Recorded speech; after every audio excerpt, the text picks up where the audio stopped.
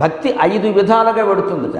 దాని స్టెప్స్ అంట, మెట్లు 5 మెట్లు ఉంటాయట భక్తికి, భగవంతుని చేరుకోవడానికి. అంకోలం నిజబీజ సంతతికి ఉంకుడు చెట్టు అని ఉంటుంది. విచిత్రం ఏంటంటే దాని పళ్ళు కాయలు లాంటివి కింద రాలుతాయి, చాలా తేలిగ్గా ఉంటాయి. అవి మళ్ళీను ఎవరు అలా దూరంగా పడతాయి కదా, కాస్త గాలి వీయగానే మొదట్లో గడిపారు, తల్లి వేరు దగ్గరికి వెళ్ళిపోతాయి, దూరంగా వెళ్ళవు. ఉంకుడు చెట్టు కింద గింజలు రాలితే అవి దూరంగా వెళ్ళవు, మళ్ళీ వేరు దగ్గరికి వెళ్ళిపోతాయి. అంకోలం నిజబీజ సంతతికి ఎందుకు వెళ్ళాయి?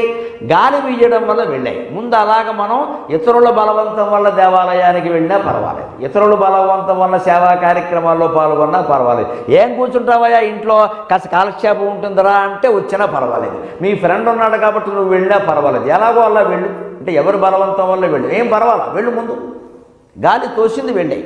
తర్వాత స్టెప్ పెట్టే ఉంటుంది తెలుసా, అయస్కాంతోపలం సూచిక. అయస్కాంతం ఉంది, దాని ముందు సూది పెట్టాం, దాన్ని సూదిని గెంటాలి, అక్కడ కూడా అయస్కాంతం దగ్గరికి పంపించాలి, కానీ పూర్తిగా పంపక్కల, కొంతవరకు పంపితే చాలు, మిగిలింది అయస్కాంతం లాక్కుంటాం. ఇలా మనం సేవా కార్యక్రమాల్లో పాల్గొనడం, భగవంతునికి మనస్సును అర్పించడం బలవంతంగానైనా ముందు అలవాటు చేస్తే తర్వాత కొన్నాళ్ళకి ఏమనిపిస్తుందంటే అదే బాగుంది కదా, అదే బాగుంది కదా, ఇంట్లో కూర్చుంటే ఏం బాగుంది, తగాదాలు తప్ప, అక్కడ ఏదో మంచి కార్యక్రమం జరుగుతోంది, భజన జరుగుతోంది, ప్రార్థన జరుగుతోంది, పూజ జరుగుతోంది, సేవ జరుగుతోంది, వెళదాం, ఇక్కడేముంది ఇది, ఇంట్లో ఏదో టీవీ చూసుకుంటూ పని లేక అని కాస్త తనంతట తనే కొంత అనిపించి ముందుకు జరగడం ఉంది. ఇది అయస్కాంతోపలం సూచిక. ఇక 3వ దశ ఏమిటో తెలుసా, సాధ్వీ నైజ విభం. కొత్త పెళ్లి కూతురు శోభనం గదిలోకి వెడుతుందట. ఎలా వెడుతుంది? కోటి ఆశలతో వెడుతుంది, పూర్తి ప్రేమతో వెడుతుంది. అలాగే మనం భగవన్ మందిరంలోకి వెళ్ళాలి. ఇక 4వ దశ ఏమిటో తెలుసు, ఇప్పుడు చెప్పింది అదే. లతాక్షితిరుహం. తీగ చెట్టు దగ్గరికి వెడుతుంది. మీరు గమనించండి, ఎప్పుడైనా ఎలాంటి తోటలు ఉద్యానవనాలు ఉన్న చోట ఏదైనా ఒక తీగ నేల మీదకి వచ్చిందనుకోండి, తీగ ఏం చేస్తుంది తెలుసా, దాన్ని ఎవరు తీయక్కల, తనంత తానే ఇలా ఇలా ఇలా ఎదుగుతూ దానికి తీగకి అలాగా లతాక్షితిరుహం. తీగ చెట్టు దగ్గరికి వెళ్ళేటప్పుడు ఏం చేస్తుంది తెలుసా, తనంత తాను ఇలా ఇలా ఇలా వెళ్ళేటప్పుడు ఎప్పుడు అది ఎక్కడ చెట్టు ఉంది, ఎక్కడ చెట్టు ఉంది అని పాకుతూ ఉంటుంది, చెట్టుకేసి.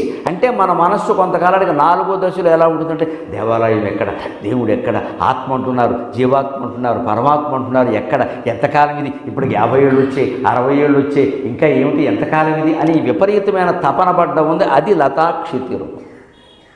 ఇక చివరి దశ ఉంది, సింధు సరిద్వల్లభం. నది అనివార్యంగా సముద్రంలోకి వెడుతుంది. మీరు నది నీటి ప్రవాహాన్ని బలవంతంగా పక్కకి తప్పించినా మళ్ళీ అది ఏం చేస్తుందంటే, నీరు పళ్ళ మెరుగు నిజము దేవుడు ఎరుగు అని మీరు తప్పించిన మార్గంలో పల్లం ఒకటి చూసుకుని పల్లంలోకి వెళ్ళి సముద్రంలోకి అనివార్యంగా సముద్రంలోకి వెడుతుంది. అది 5వ దశ. అనివార్యంగా జీవుడు దేవుళ్ళలో కలిసిపోవాలి.